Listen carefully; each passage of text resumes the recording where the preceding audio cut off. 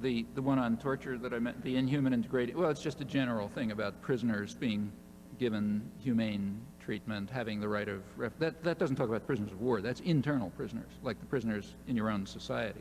Actually, the United States is condemned quite a lot for this, also by Human Rights Watch. One of the condemnations of the United States is actually also involves Article 8 of the Constitution, the one against cruel and cruel and inhuman punishment or something like that.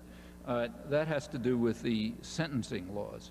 The United States has extremely strange, well, not strange, but unusual sentencing laws. I think they're explicable. So, for example, there's a big report of Human Rights Watch that came, you know, the major human rights monitor that came out recently about U.S. sentencing provisions. It dealt specifically with New York State, but it's general. In New York State, and this is quite general, the sentence for being found with possession of marijuana is the same as for rape of a child, you know, burning down a house to try to kill 10 people, and a whole bunch of other crimes. Those crimes are the same in terms of sentencing as having some marijuana in your pocket.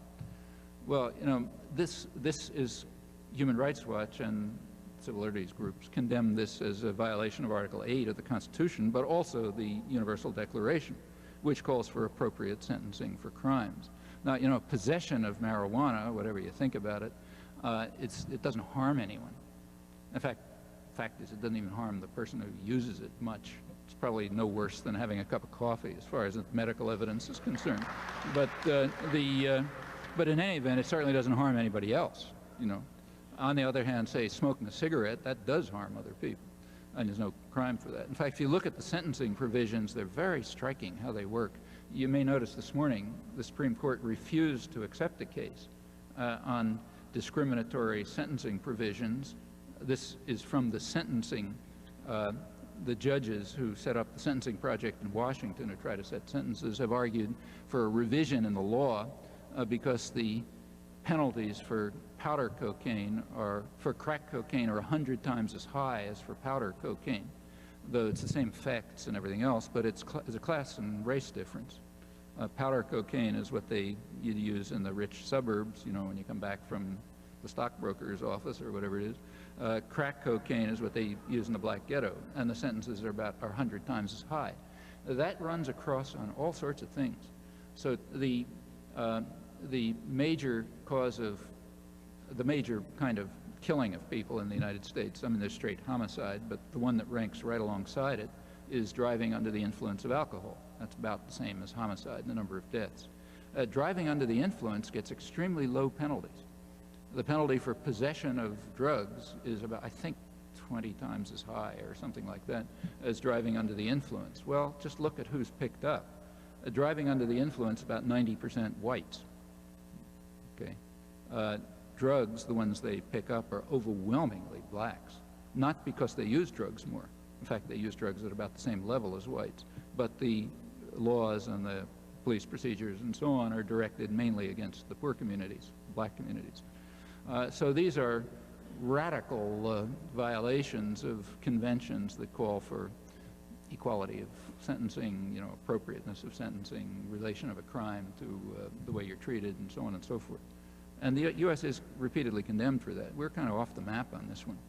So at the crime level in the United States is not unlike other industrial countries, contrary to what people believe. The United States is kind of toward the high end, but not over the limit. The only exception to this is killings with guns. On this, the United States is kind of off the map, but that's because of our gun laws, which nobody else has. So in other countries, you know, if people get mad at each other, they, I don't know, punch each other or something. Here they take out an assault rifle and kill everybody in sight. So there are differences in that. But in other crimes, the United States is pretty much like other industrial countries, kind of toward the high end. On the other hand, and it was in incarceration too. You go back to 1980, the percentage of the population in prison was roughly like other industrial countries, again, toward the high end. Since 1980, it's gone out of sight. The U.S. passed South Africa, passed Russia.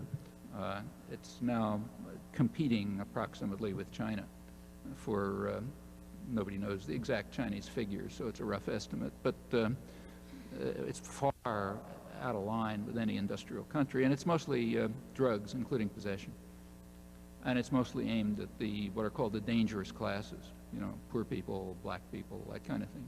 In fact, the number of blacks, the percentage of blacks from cities in prison in major cities like Washington and so on, last figures I saw, was about twice as high as the proportion of Russians in the Gulag at the peak of Stalin's last years. You know. Pretty astonishing. There's plenty of stuff in the criminology literature about it. Well, it's pretty hard to reconcile these things with the international conventions or even the Constitution.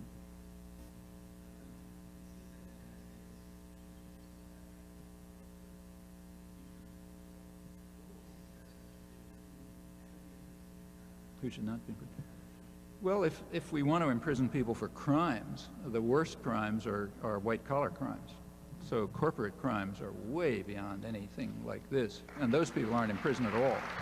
I don't particularly think they should be, you know, like I'm not saying they ought to be in prison, but certainly things like possession of marijuana shouldn't be a crime. In fact, the U.S. agrees with that. If you look at the history of, say, take marijuana, it's very revealing. The peak use of marijuana in the United States, peak use, was in the late 1970s. Incarceration was at the lowest level in the 1970s, although it was technically illegal.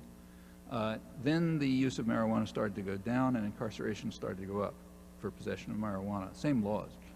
What happened? Well, you know, think about it. Who was using marijuana in the late 70s? Yeah. White, middle-class, white kids who are sons and daughters of lawyers and, you know, doctors and that kind of people. You don't throw those people in jail. I mean, for them, you have rehabilitation and education and, you know, pat on the wrist and so on and so forth. So the use of marijuana peaked, but the incarceration plunged. In the 80s, something happened among educated sectors of the population. There started in the early 80s, a decline in the use of any kind of substance. Marijuana, cocaine, liquor, tobacco, red meat, you know, anything. All of this stuff started to go down. And you all know the reasons. You live in the middle of it. But it didn't go down among poor sectors. In fact, its age sort of stable. So when you called the drug war around late 80s, it was obvious from the trend lines that you were going to pick up poor black people. Okay, and that's when the harsh penalizing began. This was recognized at the time. It was pointed out right at the time, you know, way up high.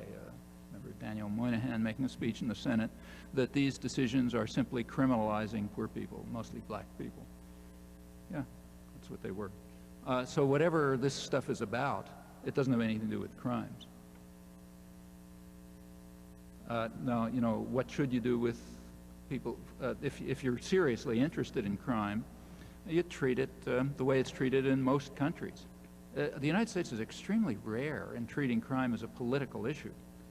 You know, in the other industrial countries, candidates don't stand up saying, I'm going to be tougher on crime than you are. You know, that's a U.S. thing. In fact, a rather recent U.S. thing. In most countries, it's treated as a problem. Okay, so you try to figure out how to deal with it, it involves the conditions that create crime. Okay, the best ways of dealing with people who have committed crimes, rehabilitation, education. I mean, take, say, drugs. It's well known, study after study shows that educational programs are far more effective than criminalization programs. Okay. In fact, the drop in the trend lines that I just mentioned shows it, but no money goes, very little money goes into that, goes into criminalization. These are social policies designed to get rid of, to control the dangerous classes. That's the standard term used in the criminological literature. They haven't got much to do with punishing people. Also with frightening everybody else. So like fear of crime is enormous in the United States, even though crime is more or less like other countries. Well, yeah, it's a way of control the rest of the population by frightening them. Social policy, after all, is directed for the last 20 years or so to harming the majority of the population. Like around maybe 80% of the population in the United States has seen their incomes either stagnate or decline for about 20 years, while a tiny sector is getting super rich. It's becoming to look kind of like a third world country. Well, that makes people unhappy, you know, and you don't want them to look at who's getting, you know, who's responsible. What you want them to do is look somewhere else. And there aren't a lot of ways to do that. Everybody hits on the same ways. Usually get people to hate each other and be afraid of each other and, you know, that sort of thing. Yeah, that's the way our propaganda system works too. I mean, you know, that's Willie Horton and Ronald Reagan's fraudulent welfare mothers and all that kind of stuff. Okay? It's standard. Every propaganda system works like this, and crime plays that kind of role for us.